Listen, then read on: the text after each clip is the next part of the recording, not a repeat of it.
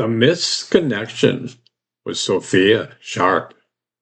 Narrated by Zoran the Dragon. The Message from Mafu.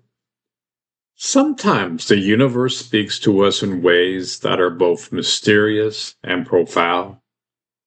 For me, one of the most moments came during a channeling session with Mafu, the spiritual entity who has guided so many on their paths of self-discovery.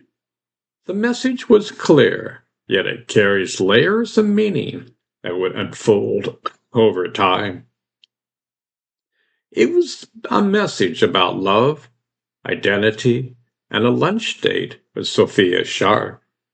The session began with a series of questions from Mafu, each one peeling back another layer of my understanding.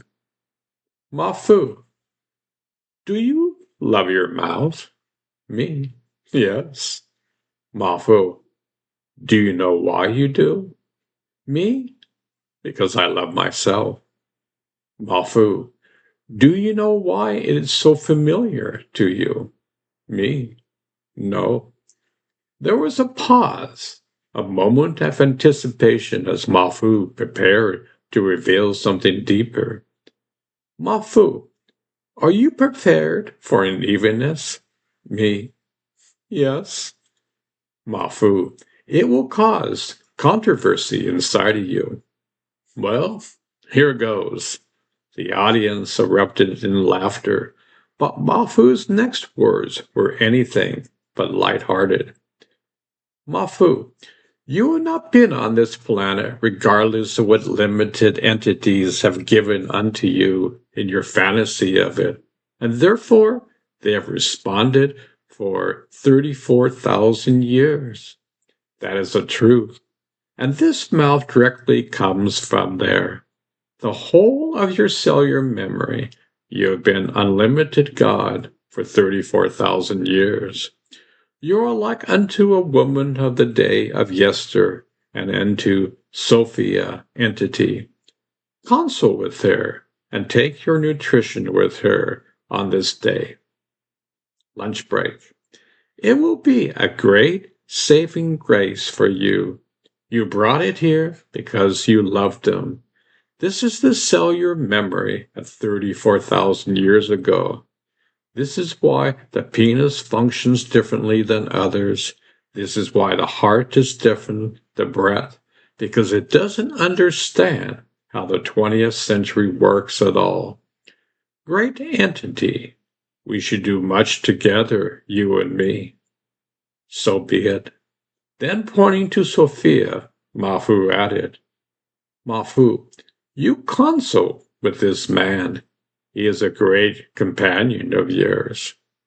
The invitation to lunch.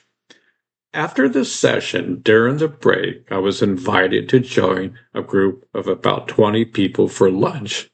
The invitation was unexpected but welcome, a chance to connect with others who shared my spiritual journey. As we prepared to leave, I was asked to join them in a limo, a luxurious touch that added an air of excitement to this day. Unfortunately, amidst the hustle and bustle of the group, I didn't get an opportunity to talk to Sophia. She was there, of course, her presence a quiet beacon of wisdom and grace. But the moment to sit down with her, to console with her as Mafu had instructed, slipped through my fingers like sand. The misconnection. As we rode in the limo, I couldn't help but feel a sense of regret. Mafu's words echoed in my mind.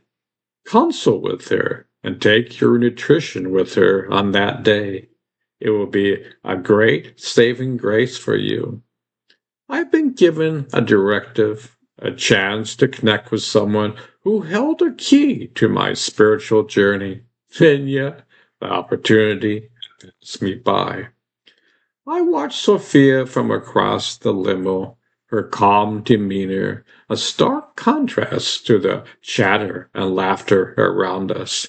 She seemed to exist in her own world, a world of stillness and depth. I wanted to reach out to bridge the gap between us. The true moment never came.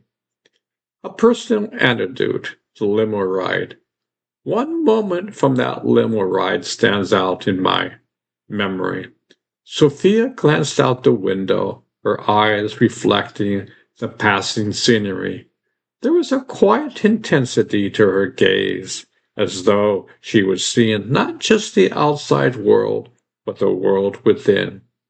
I wanted to ask her what she was thinking, to share in that moment of introspection, but the words never came. Instead, I sat in silence, the weight of Mafu's message heavy on my heart. It was a reminder that sometimes the opportunities we are giving are fleeting, and it is up to us to seize them before they are gone.